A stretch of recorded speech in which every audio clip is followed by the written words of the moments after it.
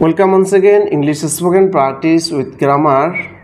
আজকে আমরা টিউটোরিয়াল 5 এ জানব ফিউচার ইনডিফিনিট টেন্স এবং ফিউচার কন্টিনিউয়াস টেন্স সম্পর্কে। ফিউচার ইনডিফিনিট টেন্স এবং ফিউচার কন্টিনিউয়াস টেন্স কাকে বলে এবং এর স্ট্রাকচার জানব, আর এই স্ট্রাকচার দিয়ে আমরা দৈনিক ব্যবহৃত কিছু বাক্য তৈরি করব।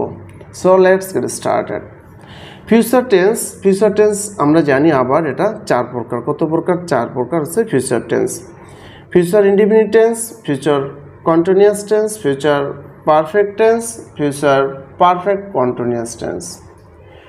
ফিউচার ইনডিফিনিট টেন্স কাকে বলে? ফিউচার ইনডিফিনিট টেন্স হচ্ছে ভবিষ্যৎকালে কোনো কাজ ঘটবে বা হবে বোঝালে ফিউচার ইনডিফিনিট টেন্স হয়। ফিউচার ইনডিফিনিট টেন্সের স্ট্রাকচার হচ্ছে কি? সাবজেক্ট, শ্যাল অথবা উইল, তারপরে ভার্বের ভিওন মানে কি ভার্বের বেস ফর্ম এবং অবজেক্ট।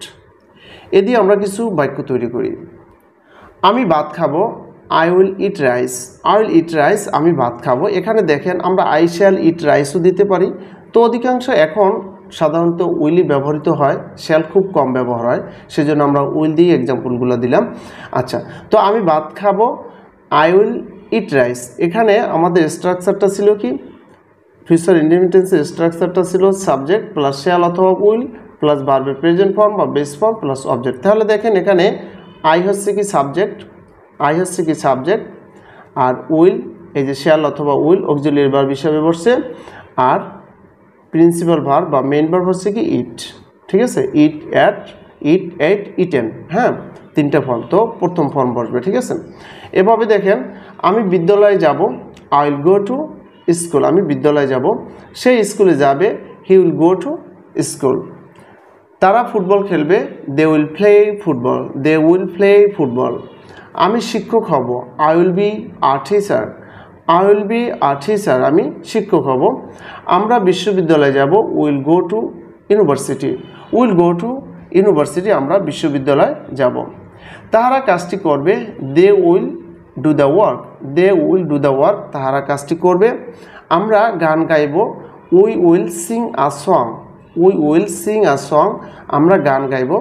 ফারহানা স্কুলে যাবে বা ফারহানা স্কুলে যাইবে। তা ফারহানা স্কুলে যাবে, Farhana will go to school. Farhana স্কুলে যাবে। এভাবে আপনি আরও লটস অফ সেন্টেন্স তৈরি করতে পারেন এই স্ট্রাকচার দিয়ে। এরপরে আমরা যাচ্ছি আজকে ফিউচার কন্টিনিউয়াস টেন্সে। ফিউচার কন্টিনিউয়াস টেন্স কাকে বলে সেটা আমরা একটু জেনে নিই। ভবিষ্যতে কোনো কাজ হতে থাকবে বা চলতে থাকবে বোঝালে ফিউচার কন্টিনিউয়াস টেন্স হয়। ফিউচার কন্টিনিউয়াস টেন্সের স্ট্রাকচারটা হবে সাবজেক্ট প্লাস শ্যাল বি অথবা উইল বি, তারপরে ভার্বের বেস ফর্মের সাথে আইএনজি অর্থাৎ ভার্বের প্রেজেন্ট ফর্মের সাথে আইএনজি প্লাস অবজেক্ট যদি থাকে। তাহলে আমরা আবার একটু জেনে নিই ফিউচার কন্টিনিউয়াস টেন্স কাকে বলে। ফিউচার কন্টিনিউয়াস টেন্স হচ্ছে ভবিষ্যতে কোনো কাজ হতে থাকবে বা চলতে থাকবে এরূপ বোঝালে ফিউচার কন্টিনিউয়াস টেন্স হয়। এই স্ট্রাকচারটা দিয়ে আমরা কিছু বাক্য তৈরি করি। আমি খেতে থাকবো, অর্থাৎ ভবিষ্যতে কাজটা রানিং থাকবে বোঝালে। ঠিক আছে, আমি খেতে থাকবো, আই উইল বি ইটিং। এখন দেখেন আপনি স্ট্রাকচারের সাথে মিলান। স্ট্রাকচার বলা আছে সাবজেক্ট, আই হচ্ছে আমার এখানে সাবজেক্ট, শ্যাল বি অথবা উইল বি, এখানে এই যে উইল বি বসছে। ভার্বের প্রেজেন্ট ফর্মের সাথে বা বেস ফর্মের সাথে আইএনজি হবে। এই যে ইট এর সাথে আইএনজি যোগ হয় কি আছে? Eating. I will be eating, আমি ভাত খেতে থাকবো। ঠিক আছে, আমি খেতে থাকবো। আর যদি দেন এখানে যদি আপনি রাইস দেন, I will be eating rice, তাহলে আমি ভাত খেতে থাকবো। আপনি যেটা দিবেন, হ্যাঁ, যেটা খাবেন ওটা দিয়ে দেবেন, সমস্যা নেই। ঠিক আছে, আচ্ছা, আমি কাজটি করিতে থাকবো, I will be doing the work. আমি কাজটি করিতে থাকবো, I will be doing the work, আমি কাজটি করিতে থাকবো।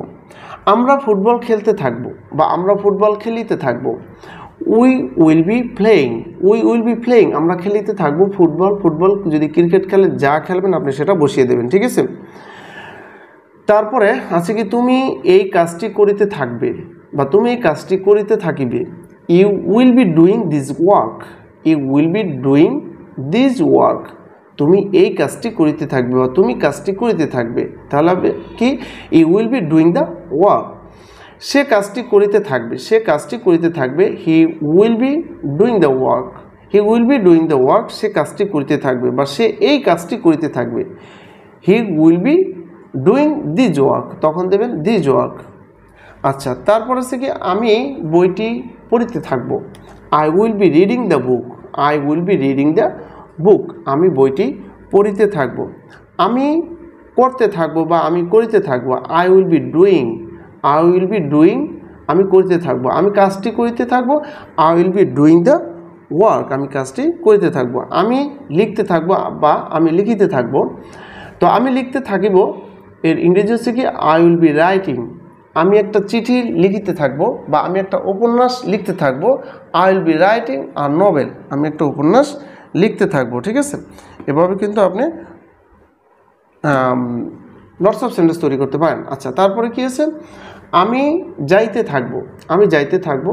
I will be going, I will be going, আমি যাইতে থাকবো, আমি যাইতে থাকবো। আই উইল বি গোয়িং, আমি গাইতে থাকবো, আমি গাইতে থাকবো। এর ইংরেজি কী হবে, I will be singing, I will be singing, আমি গাইতে থাকবো। আমি গান গাইতে থাকবো। I will be singing a song, আমি গান গাইতে থাকবো। এভাবে আপনি লটস অফ সেন্টেন্স তৈরি করতে পারেন এই স্ট্রাকচার দিয়ে। তো ভিউয়ার্স, আজকের পার্ট টিউটোরিয়াল 5-এ এগুলোই ছিল। তো পরবর্তী টিউটোরিয়াল 6 দেখার জন্য আপনি যদি আমার ফেসবুক পেজে দেখেন এই ভিডিওটি, তাহলে পেজটি ফলো দেবেন। আর যদি ইউটিউব চ্যানেল দেখে থাকেন, তাহলে অবশ্যই চ্যানেলটি সাবস্ক্রাইব করে বেল আইকনটি অন করে রাখবেন পরবর্তী টিউটোরিয়ালগুলো পাওয়ার জন্য। আপনি যদি 0 লেভেল থেকে ইংলিশ স্পোকেন শুরু করেন উইথ গ্রামার সহকারে, তাহলে আপনার জন্য এই টিউটোরিয়ালগুলো খুবই প্রয়োজনীয় হবে। ঠিক আছে, খুবই এই টিউটোরিয়ালগুলোর মাধ্যমে আপনি উপকৃত হবেন। তো thanks for watching this video. No more today. Best wishes to you. All the best.